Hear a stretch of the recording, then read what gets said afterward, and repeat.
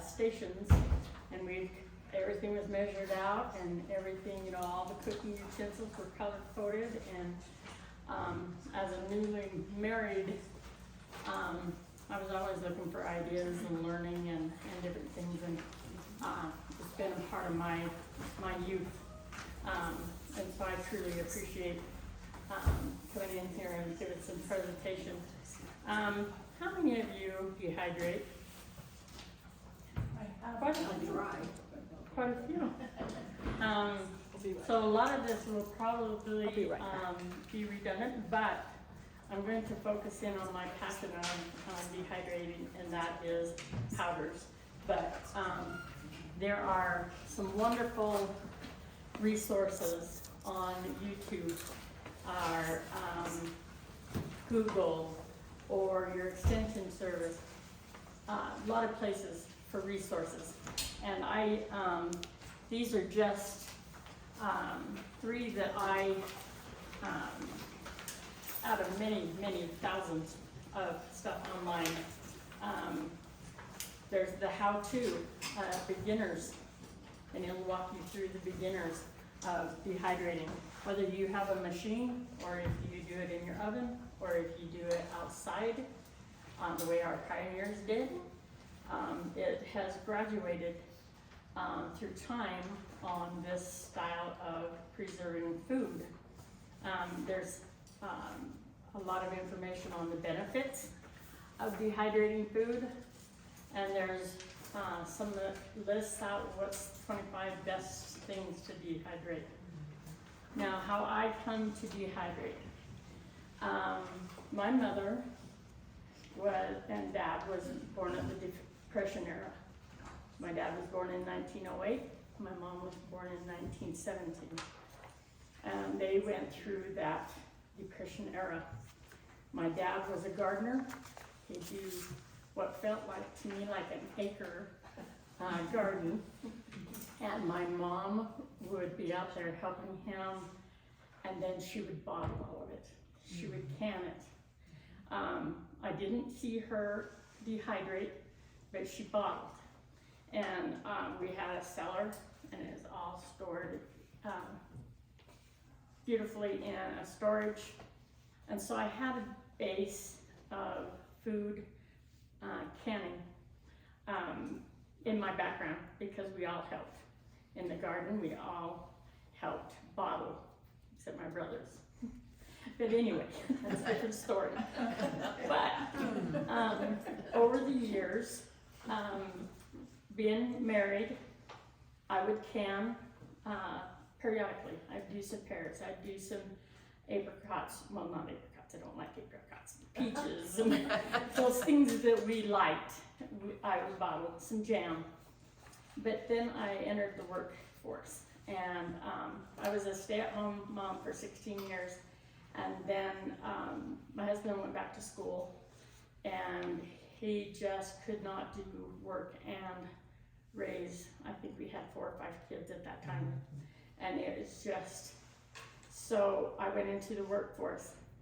And so I am not good at a structured, okay, I'm going to do bottling.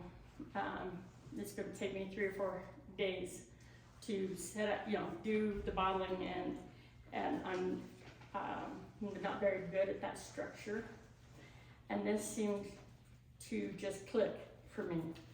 I was on the Oregon coast on a vacation, and my son called and he said, I've got 1 elk down, and I've got an out-of-state license, and I got a 2nd elk down. I'm going, what are you going to do with all that meat? And I turned to my husband and I said, jerky. I need a dehydrator for jerky. And he said, okay, go ahead. So I opened Amazon, and I got the most expensive dehydrator I could find. And it's a lovely machine. I swear by my Excalibur. And so I got this machine, and we came home, we processed a couple elk, and we started doing jerky. And then it progressed into, I could dehydrate some apples. everybody has apples. And I got my grandkids involved in it, and they loved running the core, and they loved, this has Jello on it. It's like strawberry or raspberry, there's lime, and they thought that was the bomb.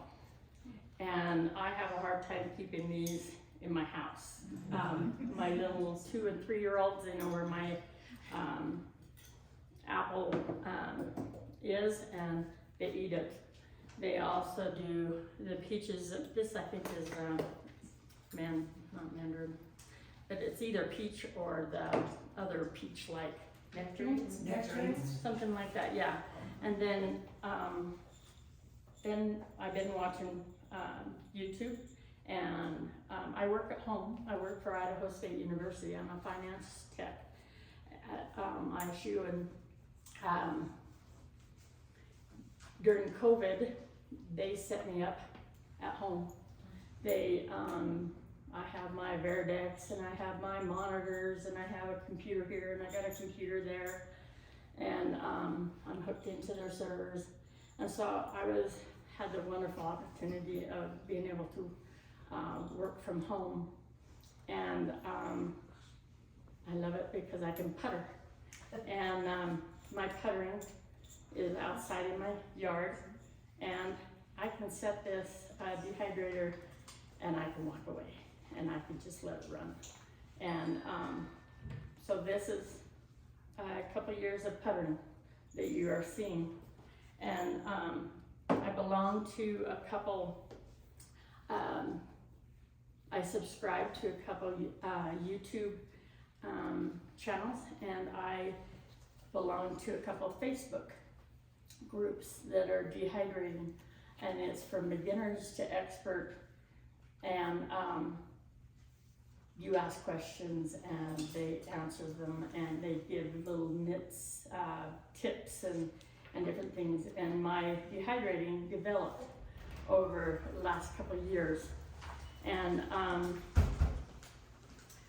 so I got this dehydrator, and I thought, oh, Shane is going to cuss me if I don't put this most expensive dehydrator that I could find to use. I have to justify my dehydrator. And so I set it on my table in my kitchen. I made a spot for it for a home. My table, all my kids are out of the house now, so we don't sit at the table as much as we used to.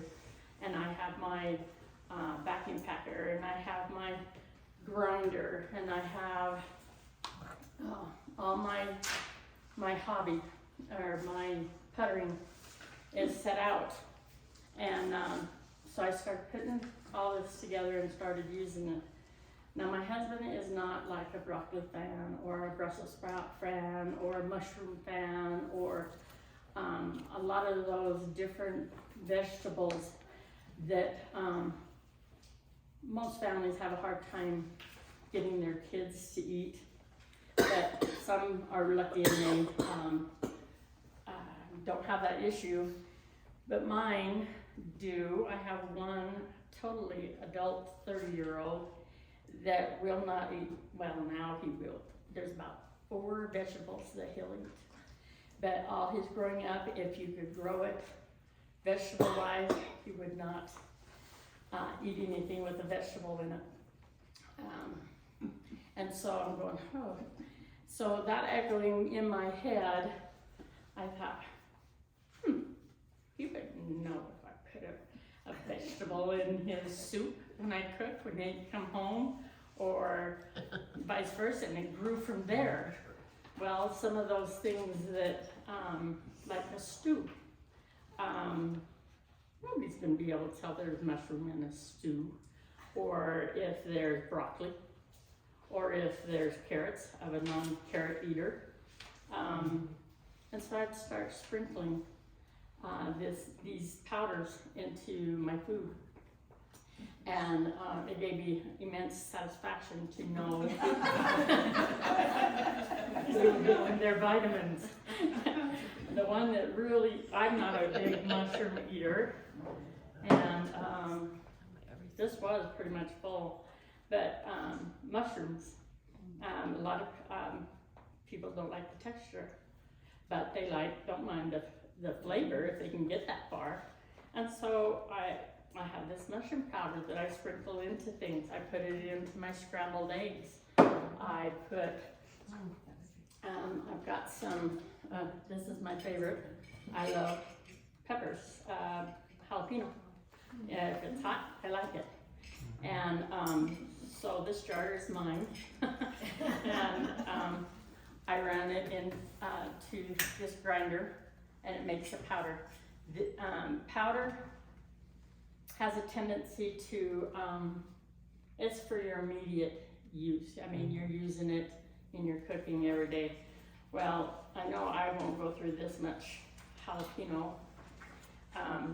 and they store really well. You can put them in a jar, you can vacuum pack, put the lid on, take that air out, and these have an extended life on them, like you wouldn't believe. A thing that I caught on that I thought was really nifty is this is about a 2-pound bag of frozen mixed vegetables. And what's really nice about this, what I learned with this jar, is this has already been washed, blanched, cut. All that prep work is done. And so this was one of my learning curves of, if they're on sale and got a good buy, I would open this 2 pounds of frozen vegetables and I would put it in my dehydrator. And you can put these in stews, you can even grind this into a powder. You know, if you don't like the texture necessarily, grind it and then sprinkle it in, and you're getting those vegetables anyway, and it doesn't take up space in my freezer. And so that is a driving force behind all this dehydrating. I do know, let's see some of the group that I belong to, they think it's the bomb to do cucumber chips. Put salt and on them. And haven't graduated to that as yet. But I do them and then I grind them. And I have a bigger jar that has mixed vegetable, greens, all sorts of stuff in it, just a mix of everything. And I'll sprinkle that on some food, and you're getting some vegetables and whatnot. Your garlics, you know, you can grind it, you can make your own garlic powder, add garlic salt. You can add some salt to it, and you've got the mix of what tastes good to you. You can make your own garlic salt. I didn't bring any, but celery salt. You can do your celery, and then you can salt after, or you can make a mix. And so you have your own spices. Now, stepping back a little bit is, you know, we've been taught to have our year's supply. And in my mind, when I was first married, that was a giant mountain.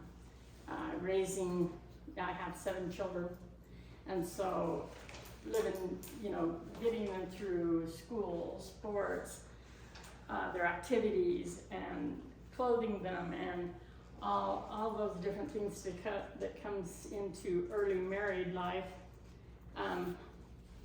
Food storage was on my secondary list. Living for the moment was my attention. And I thought, when I started dehydrating, this light bulb went on, and I'm going, my kids got their food storage. I've got my food storage too. We've been doing the flour and the macaroni and the beans and the rice, and you know, so I'm building up my food storage now that I don't have so many kids at home. But I thought, I think I found my niche in my family in food storage. Who's gonna eat that rice and beans without any spices? They're not gonna eat them too well. But I'm going to be the spice maker. And I was going to dehydrate and keep spices Ned be coming for me for flavor. And so that went into my mind. This fits me. That I work full time, I still am busy, but I can set that machine and walk away and put them in storage, and we have spices. I have a little bit of trouble with sugar, and it puts me to sleep. And so I've been taken to drinking lemon water. Instead of cocoa, I've developed a like for mix of fruits and cinnamon and. So was that Lions? Demerons. Yeah, that's what I was gonna say. And I've got one for lemon. And if I don't think I'm going to use these, then I go to my old friend, the grinder, and it makes a fruit mix powder. This is mandarin and raspberry. But then what do you sprinkle it on? This I put on ice cream, Okay. and I also put it on a salad. You know how you put mandarin and oranges on it? I'll sprinkle it on a salad, ice cream, and you can make a paste. I would assume, I haven't ever done it, but you rehydrate it and you've got no sugar jam, you know, just a spread. Oh. And so there's different uses, you know, you can do, and some will like it and some will not. But if you were in a situation like we're experiencing kind of now, is I find that I make more money by not going to a store. Right. I get a raise, you know, when I don't go to the store. And so anything that I can do that helps keep that money in my family, I try, you know, not across the board. I don't make homemade clothes. I'm not too good of a sewer. I could do it if I needed to do it. But my focus has been on the food storage and what I can do to contribute to in my own way and enjoyment. It's a hobby. I love doing it, and my husband is 100% sold on that machine. Has paid for itself many times over, and it's contagious. I warn you, it's addicting. Once you start and you see how many things that you can do with a dehydrator and how it can fit into your life, a light bulb will go and oh, I want to try that one. I really want to try that one. And you just find different ways. I think the list of what you can do with dehydrating is longer than your list of what you can't do with dehydrating. In some of these how-to, I stay away from some things because I just haven't learned yet, and one of those is like fish or eggs. That you can do it. I just haven't learned that art yet. It's on my list, but I do buy the powdered eggs, and it's 25-year life. You know, I have, so I've got my bases covered, but that's one of them that I'm going to develop that skill very carefully. Does anybody have any questions? I mean, just out there, some. On your jars, mason jars, do you vacuum seal those? Yeah. Is that necessary to keep? I would, but it's not necessary. I know you have those, the other lids. I have, that's Clamps. the good thing about using these for storage is, you know, those lids that you take off your peaches and your corn and all that, and you know the rule of thumb is never use the same lid twice. Well, I'm dehydrated and putting things in your empty mason jars, you can use that lid. And I have two ways of doing it. I have the vacuum with my vacuum seal, but I also got a brake bleeder kit. A what? A brake bleeder kit. It has a gauge on it, and it has a hose, and it you have a lid and the hose goes into the lid and you hand pump.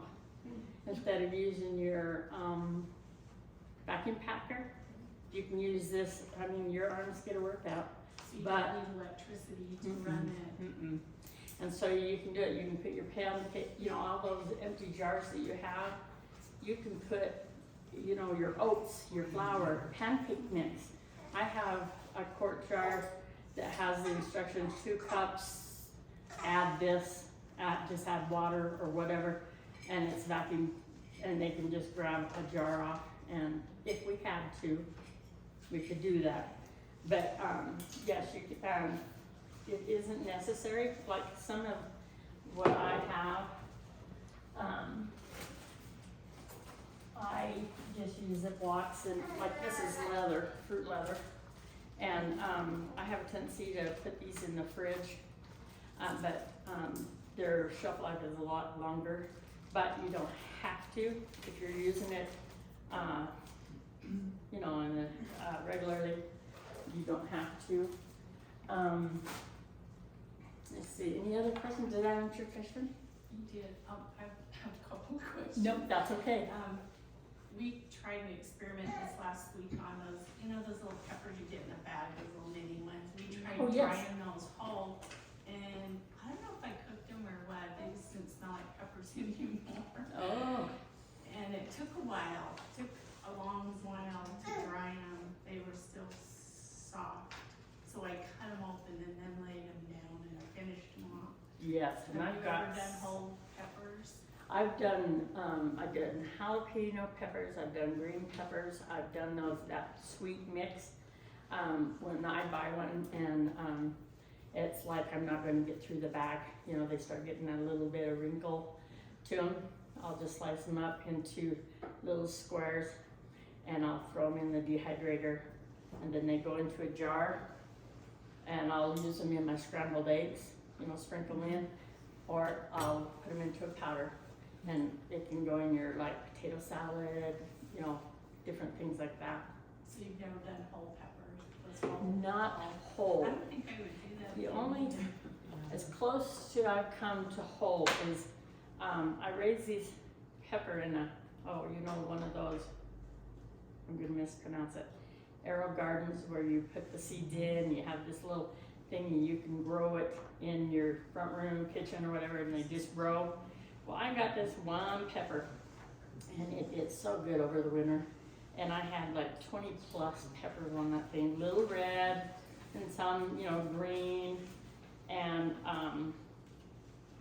I've seen dried peppers, you know, you see them in the store, and I thought, I think I'm gonna give that a shot.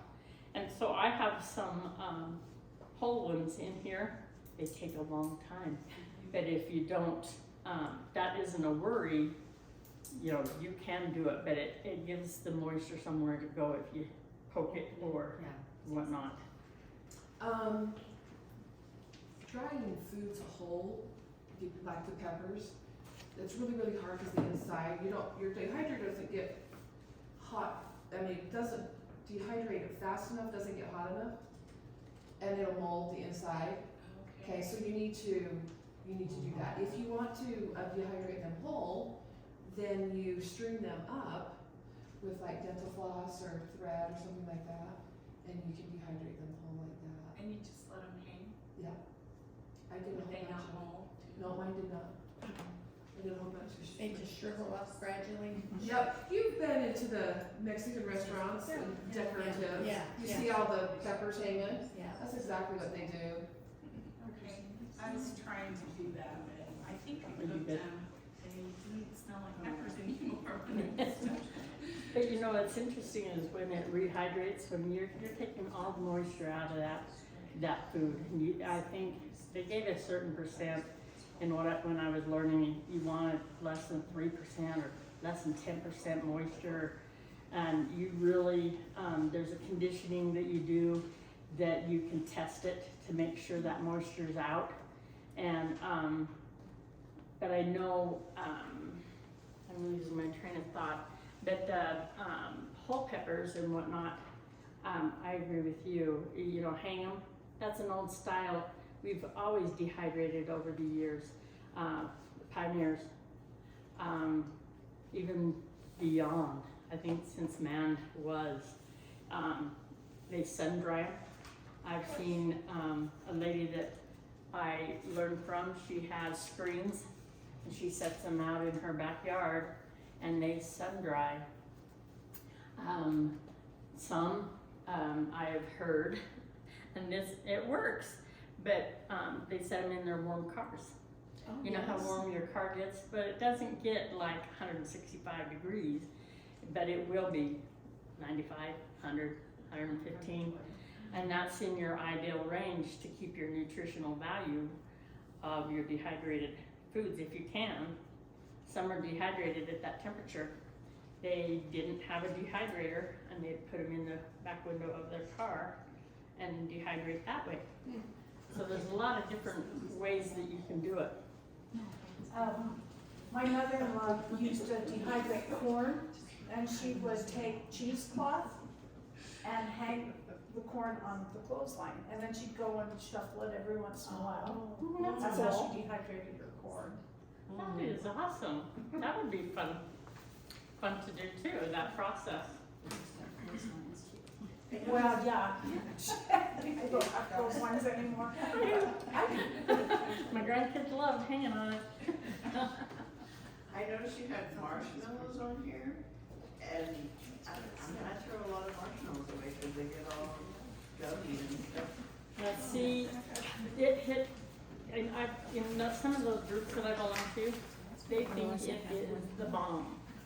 But as a mother who kids got into a marshmallow bag and they didn't close it and then they dry out, and I'm going, I looked at marshmallows in a totally different way as, but they do, like Peeps, the little bunnies, Peeps, they'll put them in a dehydrator and dry them. And I'm just going, that's just a dried out marshmallow. That's good. There's so much better. And so that was one of those that totally amazed me, was the marshmallows. That was a big one. So to use them, it's just to eat them dry. Hot cocoa, you put it in there. And you can grind them. You can grind them into a powder. Freeze dry. And you can add it as That a is the difference. scoop into your hot cocoa or on your ice cream. Oh, that's really sweet for me. But you can grind it and make a powder out of them too, and have it for. I don't think in marshmallows in that terms, but yeah, that was a big thing on some of the groups that I belonged to, was marshmallows. I guess you could add it to your cereal because Yes, it'd be a sweet one marshmallow on your, maybes or. yeah, something on your cereal that you don't, So if you want some sweet. With your cucumber slices, you said you weren't real okay with that. Buffalo Wild Wings makes a vinegar salt. They sell it there at the restaurants in a container. Cheapest to buy 3 of them as a group. Vinegar salt. Yes, it is so good. On sliced tomatoes, sliced cucumbers, just any vegetable that you wanna just have cold, just shake it on. The salt is flake salt, but then I'm sure it has ascorbic acid in it to make the vinegar. And there's a couple other things in it. It is so good. I've given those little jars as Christmas gifts to friends. Where'd you find this? We can't find it anywhere. You can buy it online too, but it's cheaper to go to the restaurant and buy a pack of 3. That's But cool. they are, you'll be hooked on it. Some of So them, good. What restaurant? Buffalo Wild Wings. that's good to know. My brain is going to some of the YouTubes that I've seen making bouillon, and they boil it down, boil it down, boil it down. My patience, I haven't took on bouillon. I did ghee. Do you know what ghee is? I've got some bottles of ghee on my storage in case we need ghee. But that bouillon, to boil it down, boil it down, boil it down, boil it down, and then dehydrate it, and then put it into a powder. I haven't gone there yet. I have the patience there yet. You have to watch it for so long, but there's so many things that you can do, and that they gave me suggestions, put a salt and pepper on it, And, okay, that'd be good, rinse them in salt water, and then dehydrate them, you know, dry them off and then I dehydrate them. think you probably could try just the vinegar and water solution like you do cucumber slices. and it Let would them add- sit in there, you know, a couple days, I mean, they're gonna be all wiggly when you get them out, but if you dehydrate them, it doesn't matter. Yeah, But that would maybe be a little less expensive than vinegar salt. 'cause- It is. yeah. So you're gonna eat it as a snack? That one is a snack. and I find that my, since I involved my grandkids in it, they have a tendency to be more, open to those, kind of things, and so it comes along really well. So you have pumpkin there. Uh-huh, Skin, what, is that pumpkin skin? I kept them separate, my OCD said flesh and peel, but you can use the peel. So what do you use the peel for? That's my question. You can use it on ice cream, you can use it as a, you know, on your salads. And soup. The Pumpkin peel? Yeah, yeah. It's not, I'm not, there yet. And seeing, I had a hard time when I was dehydrating these, they said you can leave the stem on. I thought, okay, I'll leave the stem on. But when you make the powder, it's edible. You can leave the stems off, if that doesn't appeal to you. Or you can leave them on and grind the whole thing and you're getting all sorts of beta-carotene Beta.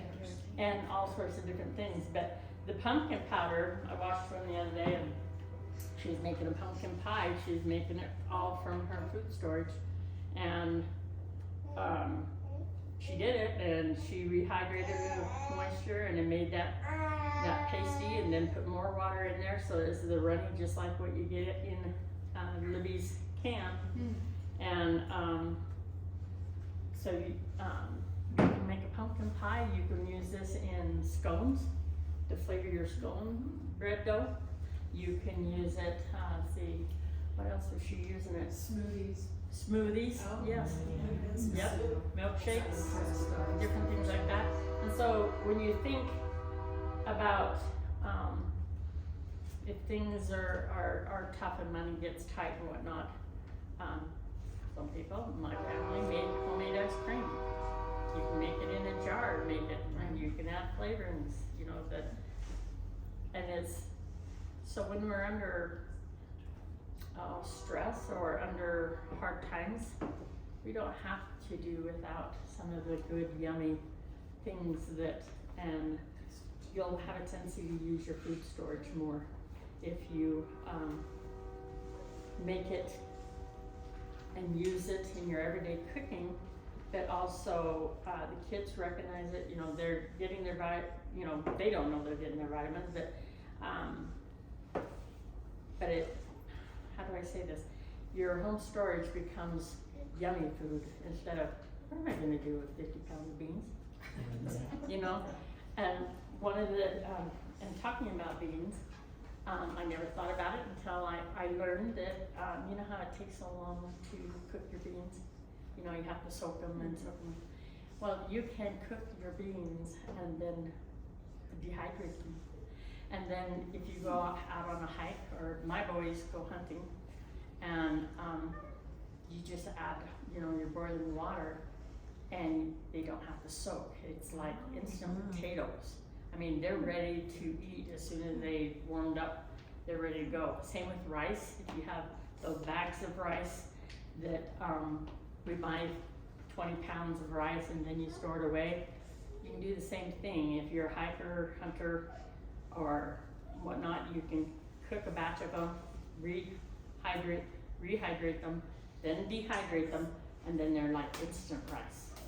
It's not the long time cooking of the rice. So there's tips and tricks. But you have some nutrition in the stuff you did at your own house. Minute rice, honestly, you're farther ahead eating the box than you are the product that comes out of it. There's no nutritional value in minute rice whatsoever.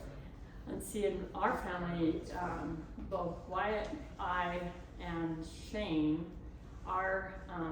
we had some blood work done. Interestingly enough, my cholesterol is just fine. Wyatt's was out of this world.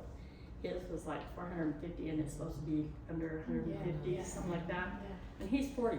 He just turned 40 this year.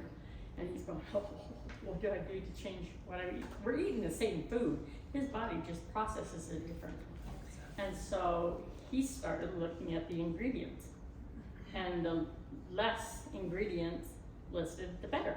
If you can grow it, raise it, he's going, oh, how am I gonna, there's a lot, this one has 3 inches of ingredients on it, you know, and so he's looking, when he does his grocery shopping, he looks at those ingredients, and that's what he can do for his own health, is he looks for something that has less, and you can pronounce it. But he's all in on, he knows what's in those onions and tomatoes. You know, he knows this is mandarin zest, you know, that you use in rolls or whatnot. And that appeals to him that he knows what exactly is in this dehydrated food. And so for all of it, there's a big health benefit of it. Now this is the rumor that I got. I'm not 100% sure, but it goes like canning, dehydrating, freeze drying on the nutritional value. And so, any other questions? Are you gonna go through the process of dehydrating just for fun? Like tell us about the machine and all that kind of stuff. Oh, I forgot my little tool.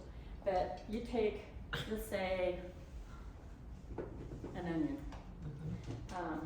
which I guess that's why they have onions on my tray, is because I have So where did you buy this? Amazon. Okay, you got it off Amazon, okay. Yep. What's the brand? It's Excalibur. Excalibur? Mm-hmm. Yep, and my daughter-in-law just bought one. She bought she thought she was getting the same one I did, but mine's more of the deluxe model. But hers just doesn't have a timer on it. And in dehydrating, 99% of the people that I listen to on my groups and stuff, they don't use a timer. They just, if it does have a timer, they turn it off to 24 hours and just let it run. And it gets dehydrated in 8 hours. You just check it every so often. Yeah, you just check it, and if you forget or you had to go somewhere, if it dehydrates that long, it's not gonna do any damage. You're low enough temperature, and it's just gonna be really crispy, and you'll know you don't have to condition it. And conditioning it is how you check for moisture to make sure. That's my question. Yeah, so you take, like an onion, and, I use it in my Mandalorian. That's a TV show. Mandalorian. Oh, I do this all the time. And my kids they laugh at me. But you use it, you slice it uniformly. Then you can do it in cubes, or you can do it in slices. And, you get that all done, you do whatever you slice or in longer, and, you just lay it out on a tray. Now for my purposes, I put a mesh over the top, so when it's going, I don't get a big collection of onions down in the bottom. So I just lay them out on a tray. Sometimes I don't have a full machine, sometimes I do have a full machine. And so onions, they they don't have to be really high in temperature. I do it about 115, 125, right in there, and then I just turn on it and just let it go. Periodically, I'll come in and like these will have to be topped off on the dehydrator because your food absorbs your air moisture, and so this is, I mean, it breaks apart, but it's a little reluctant, and so I would probably do an hour just to top it when I get home, just to top them off. But you'll just reach in there and you'll break them apart, and you know they're done. Does it smell up your house? See, you know, that was a big thing on Facebook and the groups. Is like, oh, put it in the farthest place you can, put it out in the yard. Do not do it in your house. Your house will smell like onions. It smells like potatoes, onion soup to me. And you know, I'm going, Then you're crying. That was good. And so I ignore, I'm pretty single focused when that kind of stuff doesn't, but jalapenos, onions, there's some other ones that are very, smelly. And they worry also about if it flavors your sheets or, you know, Oh, yeah. that's something that just goes right off the top of my head. I just wash them really well. I put them back in my machine wet, and then I turn on the machine and it dries them. And so, but you take these onions and you put them in a jar. This serves two purposes. Where's my onions? I'll just grab one. You put your onions in a bottle. It's air, and periodically you shake them and watch the bottle. If there's any kind of moisture that develops on the bottle, up, they need to go back in. And you sprinkle them back in and you put them back in and top them off. To make that method a little shorter, before you go to the work to put it in the jar, that you need to do that. That is absolutely accurate.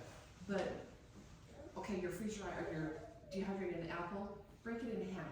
And if you see moisture, you obviously know that you still need to dehydrate it some more. And then, when you don't see moisture, then you put it in the jar And I skip that to my patient level here. But yes, 100%, you can tear them. They should have a leathery, they won't get like crisp unless you do a really thin apple. I have a tendency to do a little bit thicker, so it's gonna be, due to all the fructose or whatnot that's in there, they're gonna be like a leather texture. But the thin, they'll be like a potato chip, and they'll break. But you do need to check for that moisture. But then you get them into your jars, and make sure you label, because when like mint or sage or some of those get dehydrated and you powder them, you go, oh geez, what did I put in there? Label. Or it goes into this big jar that I have that's everything. It has, Surprise! forget Your house seasoning. it's the seasoning that goes into stew and different things like that. But then, ideally, I haven't ventured this far yet. A dark jar is good. It holds the nutritional value a little bit better. Keep them in a cool, out of direct sunlight, so that the sun don't bleach out those nutritions and whatnot. And That would be the benefit of the dark jar as well. yes, and these were just dollar store. I thought they were cute, and I was just venturing in and. So they don't have any specific qualities of that. I thought maybe you bought them to, Mm-mm. okay. These are cute, and I. That was specific. That's mine. They look cute on the shelf. This is my other grocery Ziploc. This is lettuce. You can dehydrate lettuce. No It way. takes you down to the fiber, and you get Roman, so you get more nutritional value. This is where I put them, and then they graduate into this. One of this. Do you dehydrate that lettuce before you eat it? I have not. I use mine is like when we have tacos and you have the lettuce left over and the tomatoes left over and the onions, and then they sit in your fridge unless you're cooking something else that you can put them in. And so this is leftover tacos lettuce. I have not rehydrated them. My intent is, because I'm a texture kind of iffy too, and so I'm gonna grind these in that big green jar that has green everything in it. It's gonna go into that. Oh. So for your I mean, you soups can or put this on in your hamburgers. You can, the powder. Oh. You can put on some of your meat. Yeah. And so, but that's my. And then it's a color thing, you have a Take taste. my corn, it's in Ziploc, but it's going to graduate into my mason jars. Yeah. So, then I just pick up sometimes, I pick up some jars from Winco that have the Oh, yeah, that's very Yeah. nice. Is that a coffee grinder? Yes. Okay. Now, this is the very first one I got, and then I thought, I want one of those, it's digital, and it has, you know, you can, anyway, they have more bells and whistles. But it was hard for some of my stuff to get down through wherever the coffee or whatever bean's going to. I was always, but this little guy has a blade in there, and it's just sharper and sharp. And it will make the powder, and so he's my favorite. And my bells and whistle ones, I haven't found that ideal one, because if you do, like, I'm worried about my carrots. I might not have brought my carrots, but they're like, I opened a frozen bag of carrots and gonna dehydrate the carrots. They're already sliced, they're already blanched, but they come into these little hard rock, tiny. And this little fancy one, or the digital one that I got, it gets stuck in the, you know, well, that doesn't work, so I went back to my powder. Any other questions? What do you think? I am a failure at leather, fruit leather. Talk about fruit leather success. You know what's interesting about fruit leather and what I love? I'm a prudent, Depression era raised child.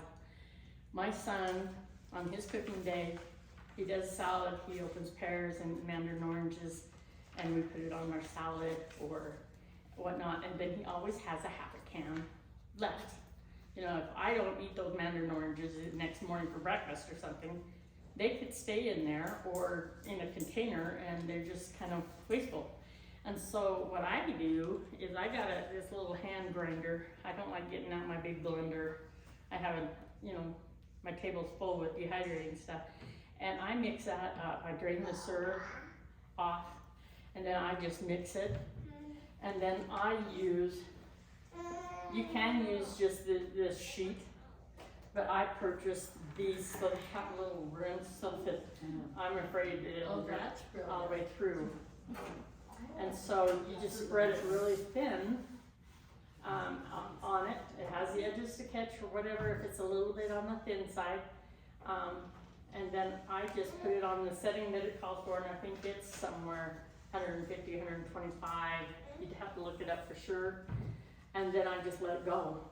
And when I get done, it has that nice flexible to it. What are you encountering when on your leather? That I've had all kinds of failures. So, sometimes if it's not even enough, then you'll Yeah. have a soft spot in the Yeah. center. You know, one of those, I never used them for years and years, but they're the kind of scraper that has a blade, square blade, and you scrape stuff off your counter or you scrape. Oh. Anyway, I use something like that to spread. Oh. And also I'll take the tray To bounce it? and bounce it like you did for cake, you know, batter, Oh, that's a good idea. and it will shift. And if it's so thick that you can't do that, you know, you need to thin some more, you know, and use the whole thing and then do it again and then put it in. Is that silicone? This is silicone. Okay. Some people, you know, depending on who you're talking to, they don't like plastic, nothing, because they're worried about the plastic. And I don't do enough leather and stuff. I do it, but it dehydrates up just fine. And So is that just parchment paper? parchment paper, you can use that as well. The only What's thing, that? this is a kind of a really tight weaved plastic, maybe synthetic, maybe like nylon, but it's really weaved tight together and it's washable. And so you can use parchment paper if you would like to. Almost anything goes. Another thing that that's really nice is you can raise your bread in a dehydrator. You can stick it in there and you set it for the whatever degree it is, 100 degrees or 95, and it'll raise your, instead of putting it on the stove and opening your oven door or on the wood burning stove or close to it, you can put it in. And doing your yeast, when you want it to start bubbling, or you know, you can put it in there, and that gives it a good environment too. But do you have to have a dehydrator to do this? There's the sun drying and your regular way of proofing your bread and whatnot, but it is a kind of a nifty little perk of having one. You take all the trays out and you take your bowl and you put it in there and you set it, and then you watch your raised bread. And that's another perk of it. Any other questions? Do you have a freeze dryer?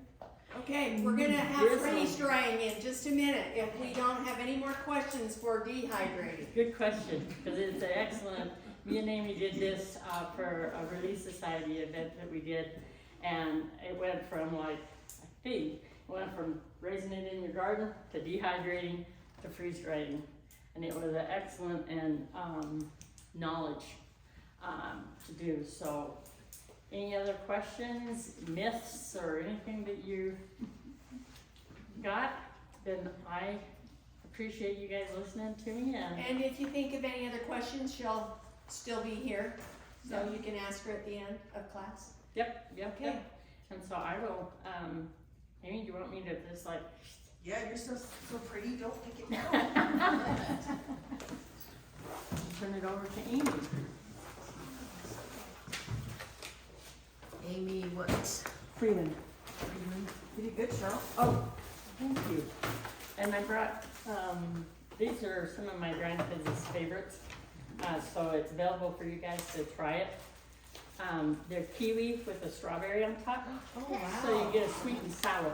Oh, wow. You know how they like those sour patch things? Yeah. Or some of them just like the strawberry plain. And so there's some of those up here that you can try and see how you like it. Oh, thank you very much. You think it's loud? I don't know. Thank you. No? You can tell I don't come here very often. I've only been to one of these. Oh. Sad. Don't be mad at me. Well, heavens. Okay, all right. We wouldn't be mad at you. Okay. She's We really would just good. encourage you to come back. Okay. I have a little guilt inside my heart right now. No, I can't. we don't do guilt. Don't guilt. Okay. No Don't have time for that. Yeah. Do you need more space? No. Okay. I don't need more space. Okay, who has a freeze dryer? Somebody's got one here. 3 of you? Okay, so you guys can help. Right? Okay, so, just really quick, do you guys know how freeze dryers work? Basically. Basically? Okay. So a freeze dryer, if I get this wrong, correct me, because it is very technical, but I'm not gonna be technical. So have you guys seen what a freeze dryer looks like? Yeah. They're pretty big. Yeah. Depends on the size you get. You can get all the way from medium to extra large now. So there's some pretty big ones, but anyway, they have a little circle door. At least the Harvest Right ones do. I don't even know if they make any others. We're not getting into that, but they have some shelves in there. They're pretty big. They're the size of a, they're probably like this wide, maybe that tall. Pretty big.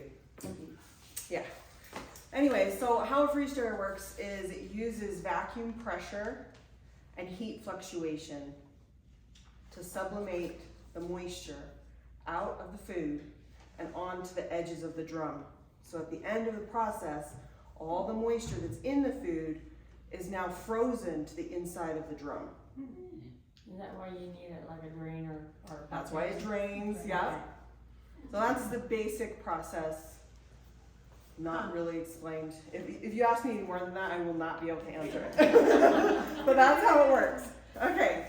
Can you So- say that one more time? Vacuum pressure? Yeah, using vacuum pressure and temperature, like this, up and down temperature fluctuations, and it goes like this as it goes.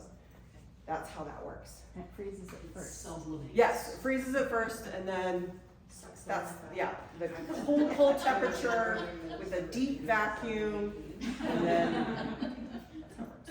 Okay, the smalls that they have do like 4 to 7 pounds of food, and then their extra larges, I don't even know, 20 I think. I don't have an extra large. I have a large. Do you have an extra large? A medium. Medium? I'm a large, Large? unfortunately medium. Medium. Bigger. Need a bigger one, yeah. I don't need a bigger one. No, you're good. Yeah. There's 2 of us, so. 2 of us, yeah, yeah. I have 5 kids, so 2 of them are out, but we still end up using a lot of, going through a lot of food. So the reason why I got a freeze dryer originally was because I have some health dietary restrictions. So I was looking at all the stuff in the, that's available here to purchase, and I'm like, can I have that, can I have that, can I have this, and I was like, what am I gonna do? The world like blows up, I'm just gonna feel icky till I die. That's just what it's gonna be. So I don't know why the world is like this, but there's lots of wheat allergies, lots of dairy allergies, lots of allergies going on. I don't know why. But this was a way that I thought, I can make food that I can eat, and I don't ever have to worry about it. I don't have to worry about eating it. So that's how it started. And like Cheryl said, 40% for canning keeps the original nutrition of the food. It's 60% for dehydrating, and freeze drying is 97%, which is amazing, incredible. Now, there is a huge cost prohibitive reason why not everybody freeze dries, and space. It is expensive to get started, but from what I've seen, I never did any charts or like mathy stuff because I just didn't. But most of them say within about a year, they feel like if they had went and purchased those items at the store, they break even, or they've weighed, they're making it cheaper than buying it that way. Now, a lot of things that Cheryl said, you do the same thing with freeze-dried food, right? You powder it, so you can add it to things, just like Cheryl does. You can do the same thing like with drinks and put in your lemons and limes and fruits and all that. It does store up to 25 years, which is a lot different than dehydrating if it doesn't have any fat in it. Fat shortens, because fat cannot be dehydrated, it's just fat. So it spoils. So like I have some chicken, some Costco chicken, and love Costco chicken. Anyway, so I get some chickens, I take the meat off, put it in the freeze dryer, throw in a oxygen absorber, which I forgot to bring, and then it won't last 25 years. Some people rinse the meat to get all the fat off. I don't do that. I figure I'm gonna use it before then, but you could do that. You can freeze dry raw meat. Make sure you label it raw because it looks kind of strange. So that's what that's about there. And so that won't last 25 years. But if you did like corn, that will last 25 years, like that. Same thing about keeping it dark though. You want to put it in a dark room. You don't want light getting to it, except if you store it this way, it's dark. So you're fine. You can just store them in totes, stuff like that. These are apple slices. And let's see, I'll just show you a few examples and then we can talk about the process of what it looks like to freeze dry food. There's just strawberries as well, and you can look at the differences. Where's your strawberries? Hey there. So dehydration generally shrinks the structure of the fruit, and freeze drying keeps the same exact structure. Once in a while you have a little, and it might shrink it down a little bit, but generally it keeps the same type of a structure of. The texture is 9-day difference. Oh yeah, we'll test it out here. We'll open up some of these and let you try them, and then you can see the texture. And sometimes it's better dehydrated. You want that little bit of chewy, or sometimes it's so powdery that you like cough on it. So, and my mom has like a neck thing, and she does not like that. She doesn't like that feeling of like she has like thyroid, or I don't know what it is, but anyway, so she hates it.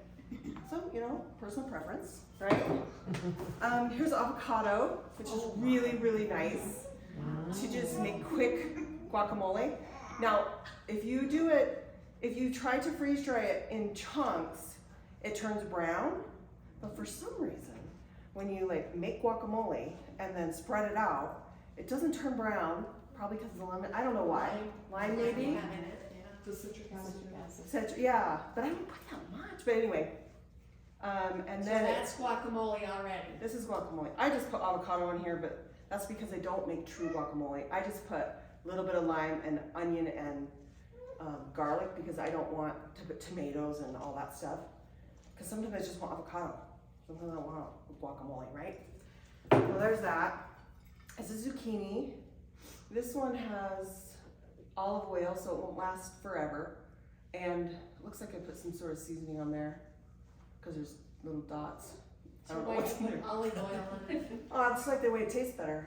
Oh, So it's more like a crackery treat, right? So you can make one with soy sauce and like more like an Asian-y type flavored crunchy treat, or you can make one that's like ranchy and put ranch stuff on it, or whatever you like.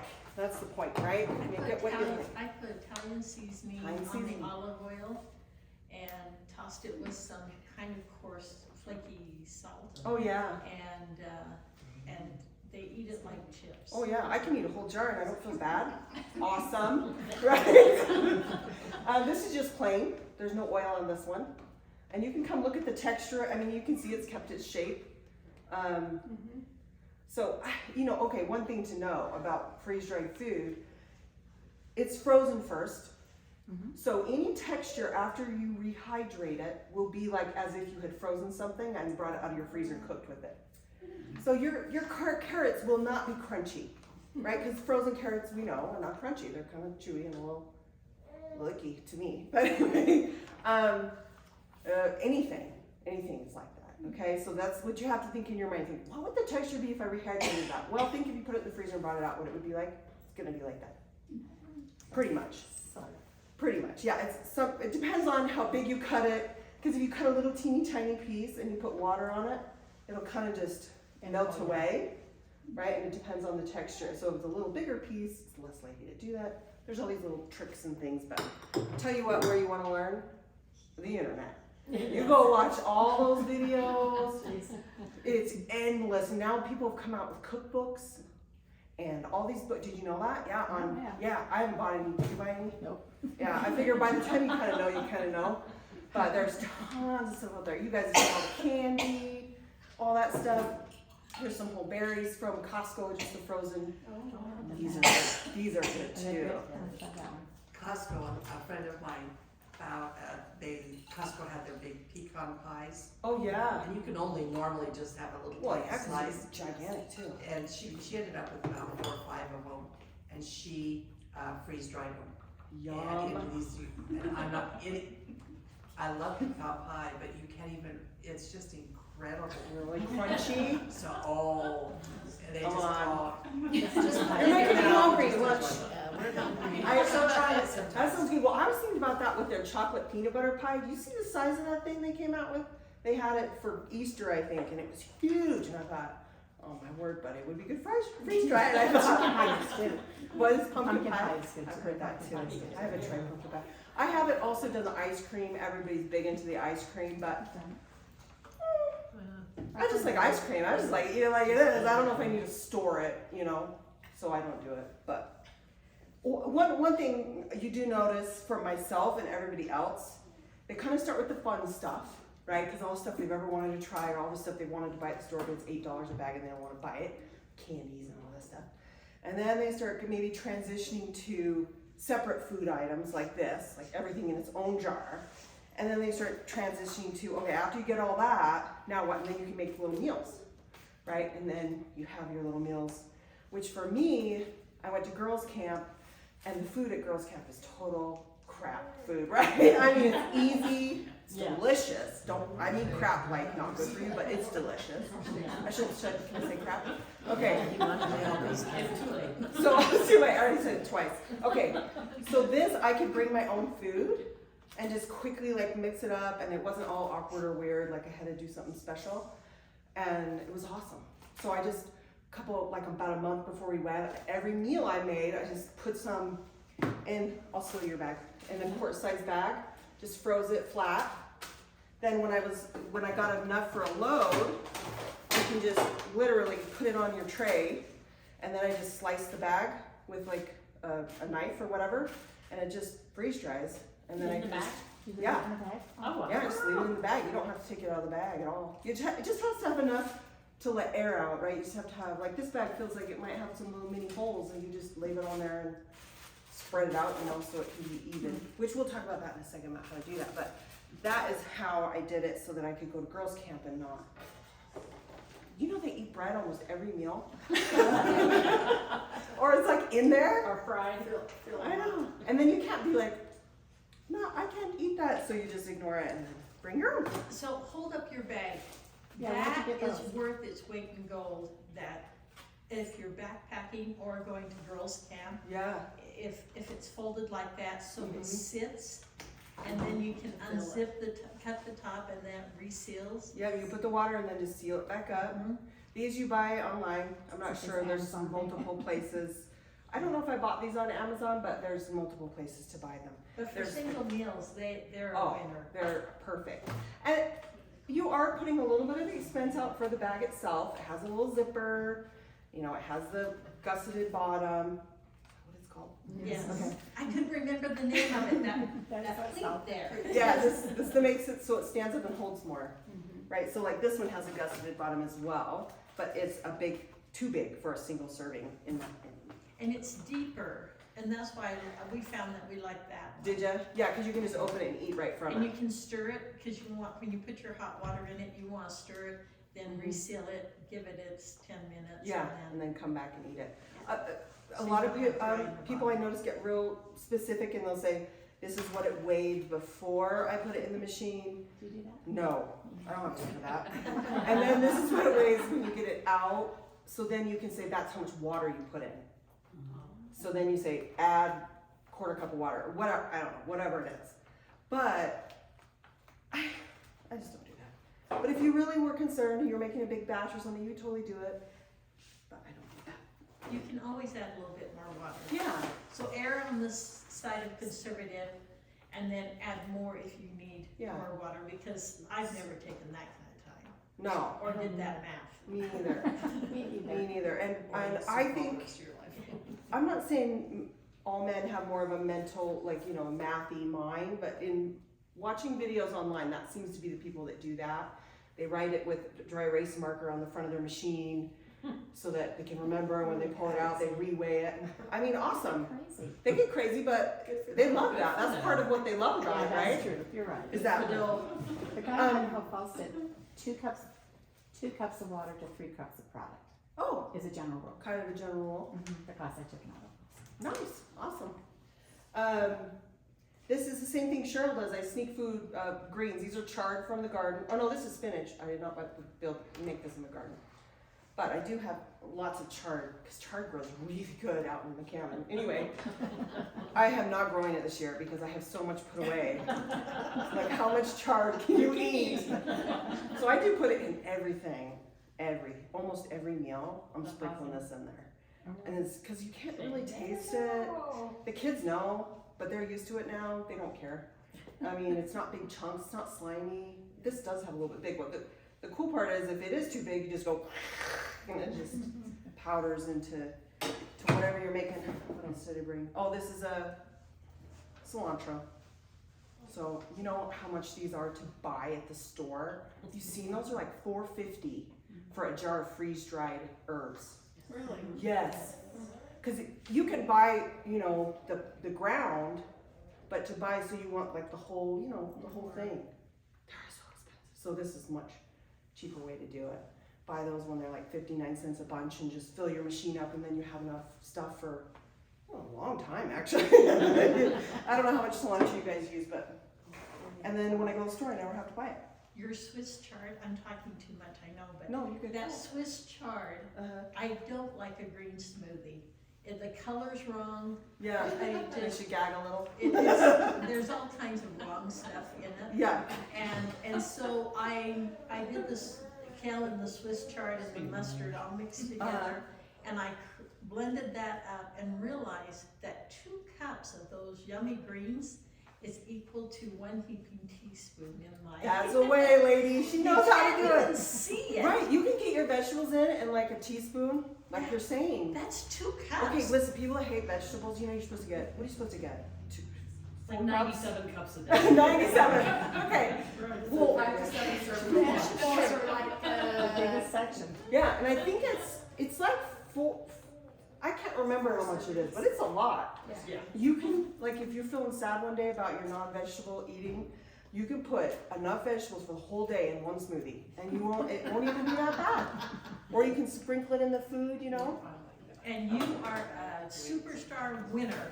Yeah, you feel so good about yourself that day. Like my vegetables. make up for the dehydration leather. Yes. Well, listen, sometimes your guts can't take all of that fresh stuff all at once. And so it can be good to just sprinkle it in throughout the day, get your belly going so the probiotic, you know, so it can start taking some of all of that fiber and all that stuff. That's a good slow way to do it. Okay, so let's talk about, unless you have a question, let's talk about how you go about it. So this is a good size to chunk your vegetables or your food. You don't want to go too much bigger, too much thicker, because it takes a little longer. You don't want to go generally over the edge of your pan, but I do quite a bit. Do you guys go over the edge of your pan? Yeah. But the top, okay, so you slide it in the machine, and the next layer, the next shelf is like right here. So you really can only do it's so much anyway. And then, okay, let me tell you the trick of why it matters. Because your machine can only hold so much ice on the inside of it. So really, it's about, otherwise it starts encroaching on the pans itself, and then you get ice like right next to it and it screws it all up. So don't do that. Have you done that? Oh yeah. Haven't you done it? Come on now, you get stacking these things and you think, okay, I got all this, and you just keep shoving it in there and see if it'll fit. So you have to take it out, drink, defrost it, get all the ice out, and then just put it back in and do another run. It's not that like a big deal, but it just takes more time. But anyway, so if it's cheese, say you're doing shredded cheese, which is really easy, good thing to do, that doesn't have that much moisture. So you can pile those suckers as high as you can get them, because there's not that much water that's going to be frozen on the inside of the drum. Did you grade your brick of cheese, or did you buy grated cheese? I bought it because it's the same price, and I know it has that stuff on it, but That was I don't my eat question, cheese, if so it was- it's for the kids, I guess. I don't know. Is that bad? I eat some cheese, but very few. It's cornstarch is what that stuff is. Yeah, so it's corn. Is that If what you it can't is? have corn, then maybe don't do that. But I do like brick grated cheese better than the bag, but I think it But was on it's for sale the or kids. something. I Their don't know. taste buds haven't developed. Yeah, you can even, people have even done like sliced cheese. I'm kind of unsure of why you would do a sliced cheese, because you can just sprinkle it. I mean, I don't think there's that much difference in a cheese, whether it's sprinkled or, so I don't know, Put but the whole thing on your sandwich, sandwich I or guess. something, But you maybe. have to dehydrate it first. Yeah, you can have crunch, I guess you could eat crunchy cheese. Ugh. I mean, nothing. That does not sound None of good. this No. sounds appealing. So, anyway, you put it on there, you put it in, Mac and cheese. cut it up, put it on there. You want it to be pretty even. You slide it in the machine, right? Close the door up, and there is a few little tricks of the trade that you can put on. I'm not going to talk about. You can put on your look up YouTube for different.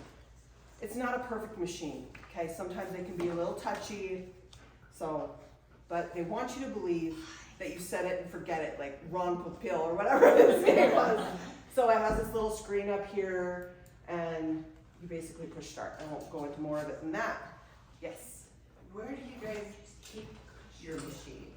Because I know my sister's is in the garage, and then Yeah. she can't use it in the summer because it's too hot in there. That's time you gotta figure out, yeah. I keep mine in the garage, but mine's half buried garage, because it's on hill. So mine stays pretty good, and if it ever gets, you know, when it's 100, it's too hot, obviously. But I just open my basement door, don't tell my husband, and let some of the air conditioning kind of go in there. Because it's like a walkout basement, you know what I mean? I'm sure all the heat shoots up to the upstairs, but that's where we keep it. I know a lot of people keep it in the basement. It's too loud. Do not put it in your kitchen. You will be mad at it. I would not do it. Do you? I know, it's Yeah. downstairs and I can hear it. even change cycles. Yeah, yeah. So that is a prohibitive thing as well, is the noise and a space to put it in. You'll see online people's very ingenious ways to figure out how to keep one in their home. They have they close it in, they do venting. But even if she's only using it part of the year, better than nothing, you know, she's saving, and some of the year she won't be able to use it. I think that's okay. Anyway, you put it in there, and I always set mine for an extra 12 hours because I don't want to deal with it. And it goes for like 24 to 48 hours, even a little longer sometimes. With berries and things with seeds, I let it go 50 hours, you know. Then I open it up, you check it. One of the things you can do, move it around, and you can change. So there's 5 trays, and you can change the top tray to the middle. Because a circle, if you see, the ice builds up like this, right? This top tray will be colder than the bottom, and the bottom tray. Mm-hmm. So the middles are where it's hottest. So you maybe do a little rotation or whatever. And then I check for moisture with a heat gun. It's like a little thing from Harbor Freight. You know, you point it at something and it tells you the temperature. Excuse me. I aim for 80, at least 80 degrees, the food, when it's all dry. What do you do? Got that same. Do you I'm the same. Or just break little it, heat you gun? know, You can break it too. I have ruined stuff though. Have you? Yeah. I totally ruined a whole batch of lemons and limes because it was one of my first ones and I didn't take the seeds out. Seeds are really tough. Anyway, so I ruined it. But I mean, Have you done the wood thing that checks the moisture? yeah, but they said, I there's haven't all these. bought one. I wouldn't buy one of those, but they do have another moisture checker.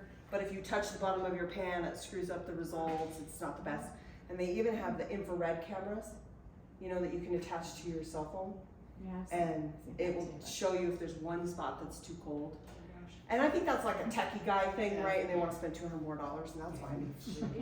Totally fine. I mean, it's fun. Sometimes you do things that are for fun. It's your hobby. It's your hobby. Yeah, it's a hobby. It's your hobby. What do you do to test yours? You just break it? I break it. Break it. So, you haven't had any failures?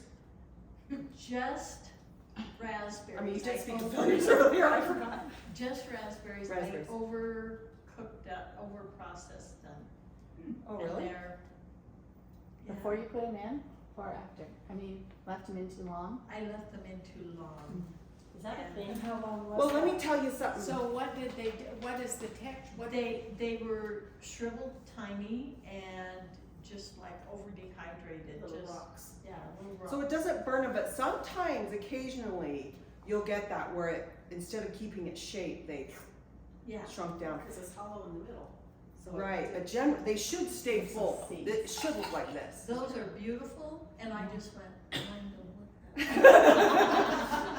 But I threw them in the smoothie and. Yeah, these were bought Those are all frozen. fresh. And I've had both. I've had one time I went in and all the blueberries were all shrunk down, and I'm like, I don't know, it's still good. I don't know. You know what I couldn't mean? get grapes to work.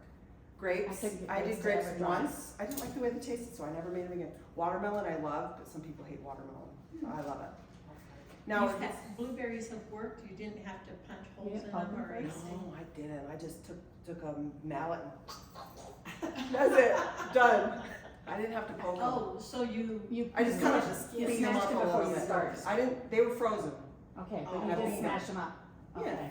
I mean, Before there's you put them in the machine. yeah, just Because because. they said they don't just, you can't get through the skin. Yes. I don't remember doing that with these though, and it worked. So I Okay, think it's kind of like dehydrating. Sometimes it's an experiment, right? Okay. Take it on the machine. You check it. Make sure, however you check it, to make sure there's no moisture in it anymore. And you can store them in the jars. You can store them in the bags. Do it right away. Don't wait because it will suck moisture out of the room. It's a super hot, humid day, which we don't get too much around here, but it does happen. And if you left it out for an hour and come back, you're taking a chance. I'd package it as soon as you can. And if you can't do it, all you do is set more time on the machine when you're going to be home. So you can plot more time on there. It does cost money and electricity, but You can throw it in Ziploc and throw it in your fridge too. you can do that too. There's I do multiple. that often when Do you? I don't have time to. Ziploc and Throw it in your fridge, yeah. Do you have to wait for it to cool down before you package it? No, because the food itself is only 80 degrees, so, I mean, it's warm. And then if you want to blend it, you can put it in a machine and, you know, grind thingy. But I just put mine in a bowl and just use my hands, so I don't know. And I just, and just crunches up into powder. And it seems to work just fine. I did a big, huge banana squash and, you know, huge sucker. And it went down to like two quart jars of powder. And I was like, yeah. And it's so good. I love banana squash though, it's my favorite. And what do you do with it? Eat it. I know. I just eat it. The powder. I just It's put it. powder. I just put it in water in it and make mashed potatoes, basically mashed banana squash. It's delicious, super good. Okay. That's basically it. And then if you want, if you feel like not Googling it, here are just some basic websites, guys that I've thought did a pretty good job explaining things. If you want that, if there's not enough, you can just take a picture with your phone. Yeah, and Suzanne can take a picture and post it. on Yeah, our- it's not on our Facebook page. real expressive of what's available today. There's just an endless amount. People are real excited about it. So I don't know how you guys do it, but you guys just want to try some or what? I want to try some of your blueberry raspberries. I don't want to open that jar. I will try some dehydrated kiwi strawberries. I'm just kidding. Let's see. No, you're I'm not not. kidding. But do you guys want to try plain zucchini or the one that I put a little bit of flavoring on it? flavor. Okay. Yeah, the flavoring. Here's some apples. She brought some corn.